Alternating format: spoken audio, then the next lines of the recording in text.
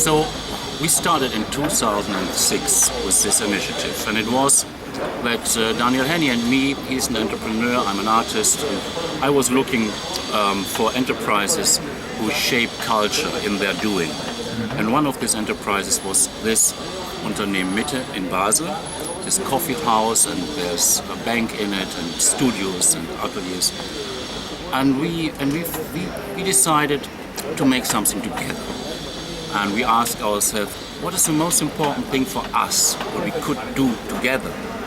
And we saw it's important that the people have money enough to start with their ideas, to become creative, to have an impact with the things they love and they want to do and with their abilities. And so we decided, okay, it's a good thing to have an unconditional basic income for everyone, not to select only a few people, but give it to all. It's dignity and it's a free basis for life for all. And so we started, 2 people. And we started with a website. I did a lot of lectures and film, basic income, a cultural impulse. And that becomes public in Switzerland very quickly. And then other people came to us, 2 guys from Zurich,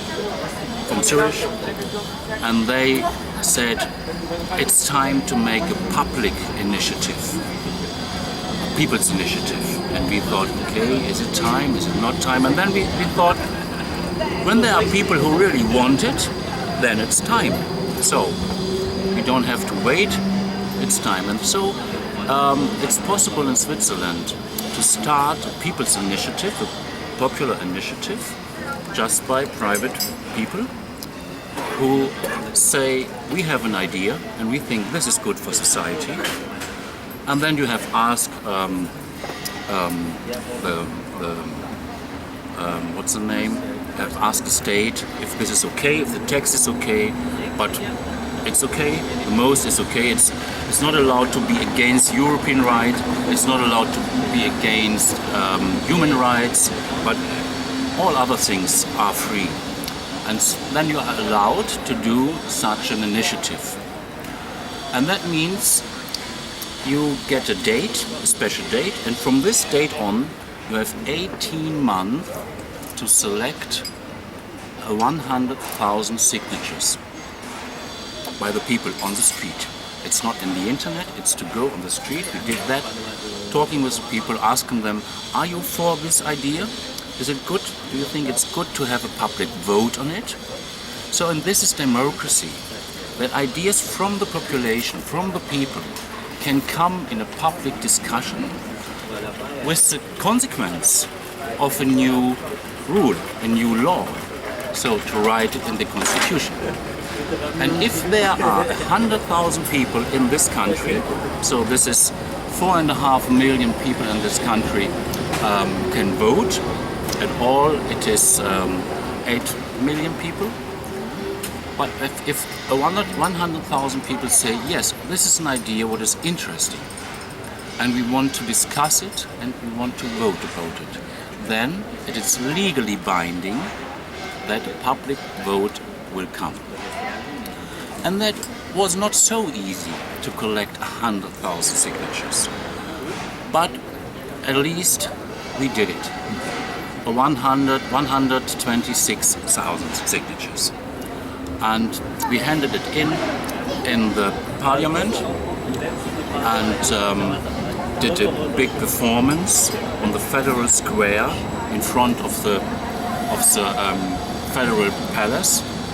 And I think people around the world has seen this picture where this 8 million coins we dropped on this square as a picture about there's a mountain of money and we do it to a carpet of money, a floor of money, and we lived on it, worked on it, and then we take it together again and put it here in Unternehmen Mitte and try to sell it to have a benefit for the campaign. So this was a big picture what runs around the world. This truck with 18 tons of money. It was 400,000 francs and 8 million 5 centime coins, golden coins, and that was an amazing image. So, and the next step was that the government ordered a few ministries, departments, to look what will be the result by an unconditional basic income. They asked the Ministry for Social Affairs, for Justice, for Economy, and one other, what was that? I don't know. So, and they worked on it, and they invited us to talk with us, how we think it. So it's cooperation. And I think the important point is that in Switzerland, this is real democracy. And for example, when we handed in the signatures, I was invited by the Vice Chancellor of Switzerland. And he only asked us, is everything been okay? Have you had some problems? So say to me, I will do the best that such an initiative is free for you, and all the officers and bureaucracy has to serve to you, because this is public initiative. And the peoples are the sovereign. So the people are the sovereign, not the government. And even when he is absolutely against an unconditional basic income, but he is for direct democracy and for every initiative from the people, because this is the main point. We have democracy. And some people who signed our proposal, our initiative, said, I'm not for an unconditional basic income, but I'm for a discussion about it. So, to vote on something, to have democracy, does not mean only to decide black or white and to fight and have competition between anything. It is to build a meaning, to deepen thoughts. This is democracy, a democratic process to come to a new view. And not only to come to a yes or no, but to come to more consciousness, to develop society by the ideas of the people in the society. Not only by the politicians, because politicians has no time to think about anything. They only do what is practical, what can be done. But in the population, there are the new ideas. And this is a democratic process in Switzerland. I think this is, many countries have something, like the United States, for example, but it's not practical. And also in Germany, they tried to come to direct democracy. It's difficult because that means that some people have less power. But that is the democratic thought, that the power is by the population. So then the government got this result by the studies of these ministries, and then they gave a message to the parliament and the people. And in this message they wrote, that is an awful thing, don't vote yes, vote no, because of this and that. It's not to finance, people become lazy, productivity will go down, Switzerland will go down, so that is absolutely not a good idea. Vote no. And then when we gave this message to our friends worldwide, they thought, okay, nothing will happen. But no, it's just that the government said what they think. It's not a decision. Government has nothing to say. The sovereign is the population. The government said we are responsible, and from out of our responsibility, we say it's better to vote no, but that means nothing. It's just to give a suggestion.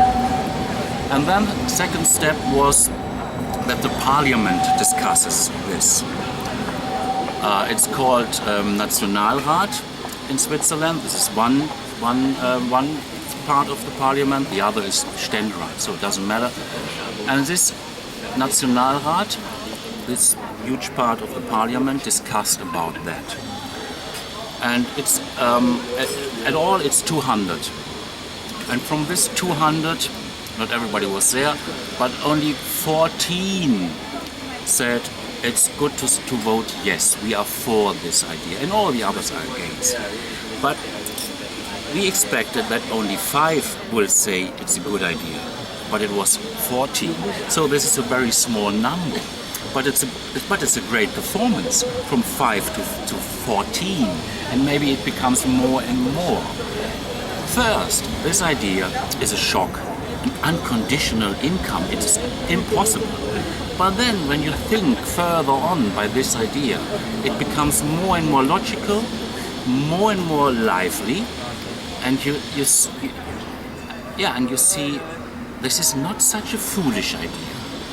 It is a very, it is in a line of history where you have had the idea of democracy. And first, by this idea, the people said, this is an awful thing. All the stupid people shall elect or vote without any imagination what it is. So let the people be people, and the rich people and the well-educated people, they decide what's good for society, but not all this ego people. And the arguments against an unconditional basic income are so close by the arguments against democracy at all, against to abolish slavery, for example. The same arguments. Society will fall, the economy will fall down when we have no slaves. So, and we are not prepared. And okay, it's not so good to have slaves, but it is. God creates people different, you know. And they need leaders, we bring civilization to them. And this is the same arguments against an unconditional basic income. So people are different, some people needs to be lead, they need structure, we give it to these people, the economy will fall, and all this is the same arguments. And the same arguments when, for example, in Switzerland, also the woman gets the right to vote, and this was 1971, so very, very, very late. And the arguments against that are the same. So when the woman has the right to vote, who cares for the children? Who cares for the household? So everything will fall down. And you know, we have to save the woman by these political discussions. These political discussions are so bad for women, you know, it's only for men. So, and there are often such arguments like now against an unconditional basic income. And in the moment, we are waiting for the date when the public vote will be, and it will be in June 2016 or in September, probably in September. And then, what we expect is that the number of people who are for an unconditional basic income can rise to this date. I think in the moment there are around 15% of the Swiss population who are for this idea. And we want to have a higher number. We don't think that we arrive the majority. So we try to do it, of course. We want to win. But even if there are, let's say, 30% who say yes, who are for an unconditional basic income, that is a huge success. For example, we have had in Switzerland such a public vote about the proposal to abolish the army, to quit the army. And you have to know the army was the most holy cow in Switzerland. That was a big, big important thing. Everything comes from that. When you have been in the army, you get a higher job, and if you are a general or an officer there, then you come. So army was very, very important for the Swiss people. That comes from the Second World War, when they are so afraid about the German dangers just close by the border. And this initiative was crazy for the most people. But then, when they vote, 36% of the population said yes, quit the army. And that was a shock for the people who thought nobody is against the army. And after this, even the majority was voted to keep the army, but a huge minority was for the end of the army, and that changed all. So the army is no longer important in Switzerland. It comes very down, budget goes down. That means even if a majority is huge, it changes everything. And that's what we are hoping, that we win, but if not, that the majority is big, what says, yes, we want to go in this direction. And then, let's say, in 5 years, in 10 years, what else, we make the next initiative, and maybe a next, and then it comes. So I am very sure an unconditional basic income is an historical idea, like the idea of democracy, the idea of human rights. It's the same, it's in the same line. It touches the same in you when you think about it, and it needs the same performance from you yourself to think the things new. And therefore, I'm sure that it will come. And our thing, our work is in which way it comes and for whom it becomes an instrument. It can be an instrument for neoliberal interests. It can be an instrument just to quit the social welfare. That's not what we want. We want that it allows the people to come on a higher level of civilization, a higher level of education, a higher level of humanity, and to refresh the thought of democracy, of human rights and all this stuff. So to go further on in our cultural development. This is the story, and by collecting signatures, I think there are around 200, 300 people in Switzerland who are really active for this initiative. And I say this because I can imagine that in Japan, for example, are only 100, 200, 300 people who are active. But in Switzerland, this is enough to change things. And always, I think, it's only a few people who go with an idea and change society. It's not necessary that you have millions. That comes then. And when we have the situation, for example, in Switzerland, when this will come, that 40% is for an unconditional basic income, then it turns and then it will come. And for that we are working. And we are doing this we like to work on it. It's not only to look to a result or to a goal and we have to achieve the goal. No, it's really great to work on this fantastic idea and to have new ideas, new views, new perspectives every day, what's in this idea. And so that's what I want to say for people who are acting politically or social or in which way ever, that the way must be your life. And this also is an idea of an unconditional basic income, to say work is your life. Remember that it's your lifetime. That's your relevant time on earth. You have free time, but what is free time? Why work time? Work time is free time too. It's a time in which you do the things you think this is sensible. You are developing in this, you are in a context with other people. So let's quit this diversion between work time and free time. It's nonsense. It's your life, it's a whole. And let's be intelligent and let's be what we are. Let's say a word about the initiative text. It's very short. It points nothing, it defines nothing, it's not a model. It says only every Swiss people has to have an income for dignity and the possibility to take part by society. This is very open. And we decided to make a very open text, not to say it has to finance in this way, it has to be 3,000 or 2,000 francs. Have it very open to allow the people to take part by thinking with it further on and to give this in the discussion. Not that we say how it has to be, but we say this is the basic, this is the impulse, and now let's think about together. So we give idea to the population.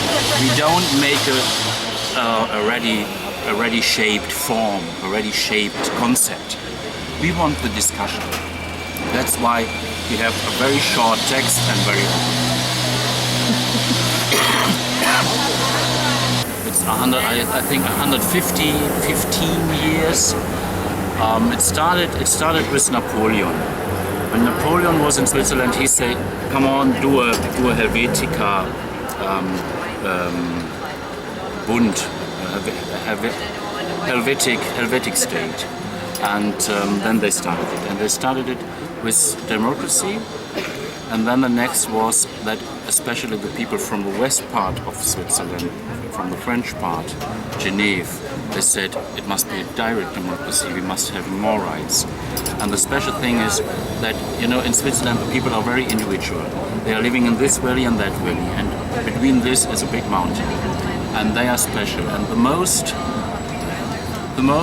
agreement can be for these people to say, okay, we vote, but we vote personally and not a government. It's not a central government. We are free to decide what we are doing in our valleys, in our cantons.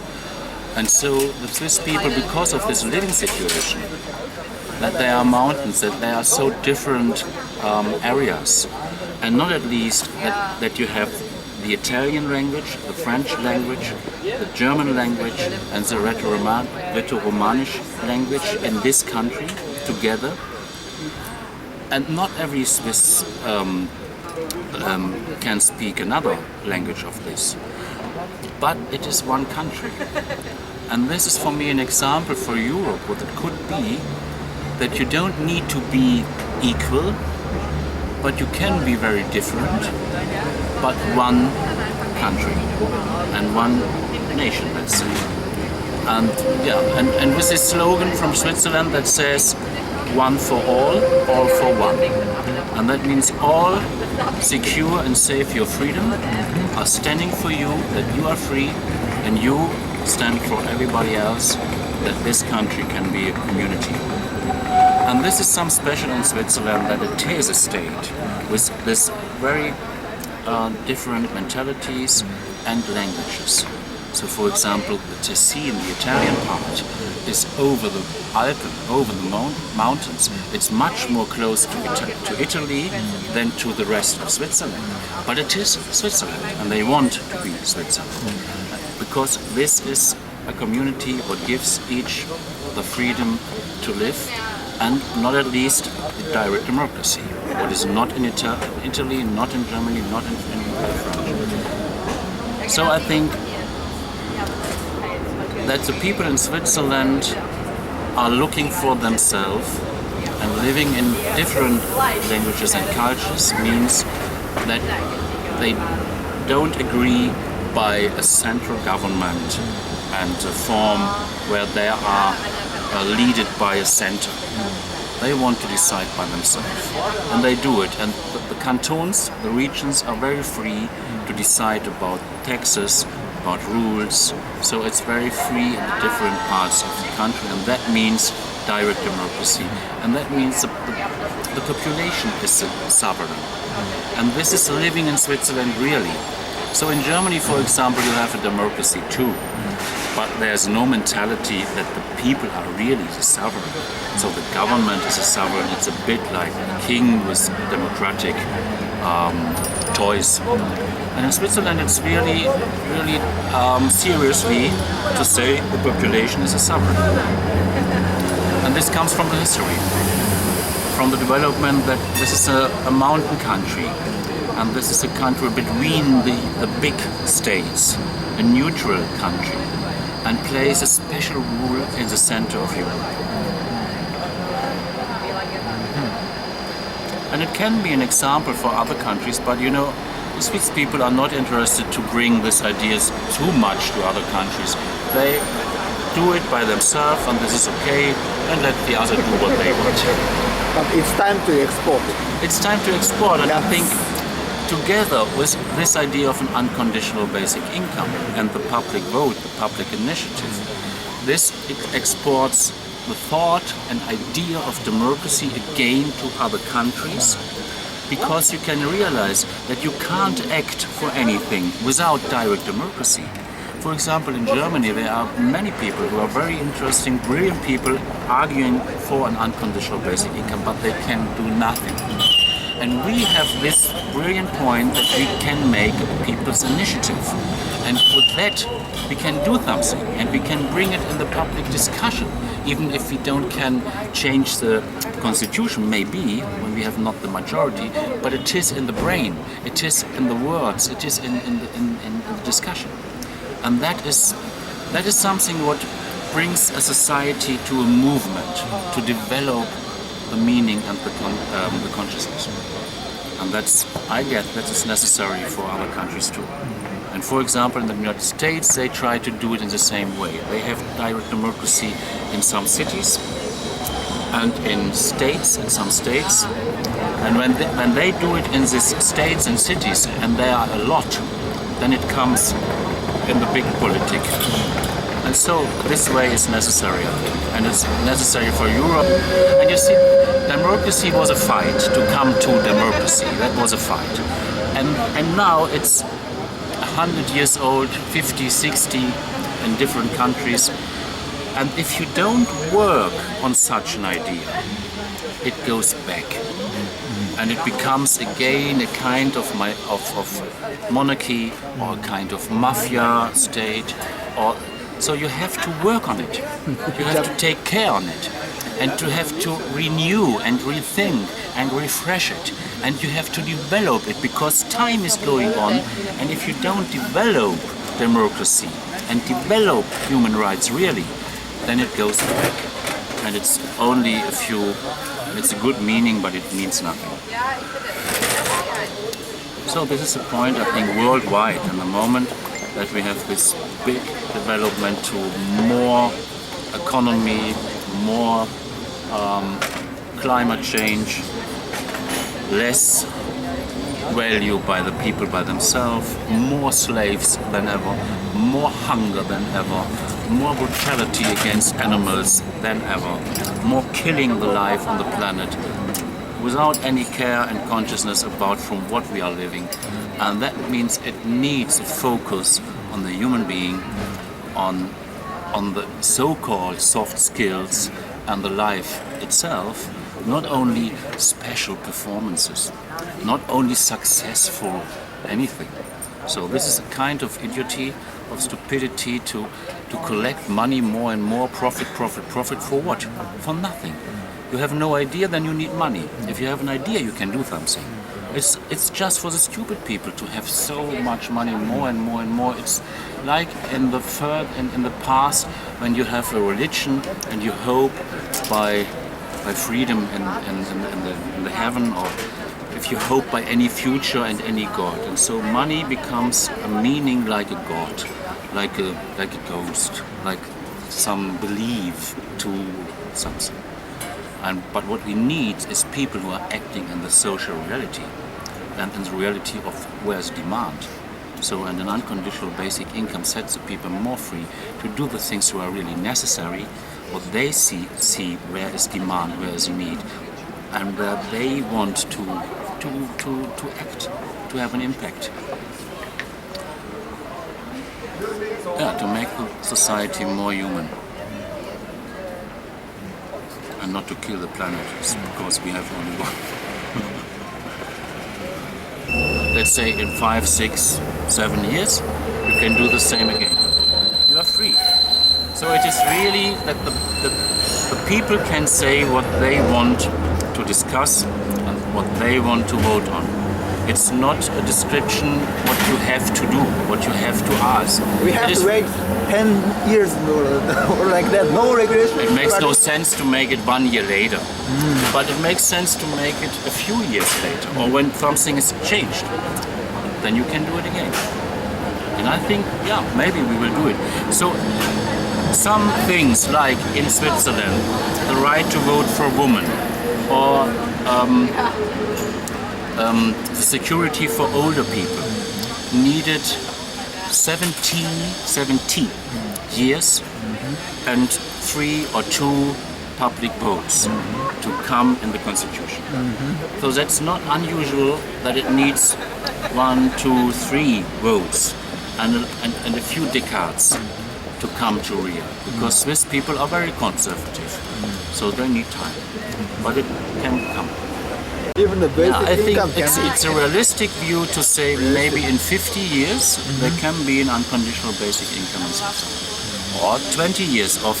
But realistic is to have a few decades. So we want to have 1 year and then it is, but it is realistic to say it can be a few decades. And don't forget, it's a worldwide discussion. So in the moment we are in a way at the top, by this public vote. But on the other hand, the people in Finlandia, in Finland, they introduce pilot projects in the moment. In the Netherlands, they introduce pilot projects in some cities. So it is worldwide. It's not only an island what introduces an unconditional basic income, but there are examples and discussions and exchange, and so it's a development in the whole world.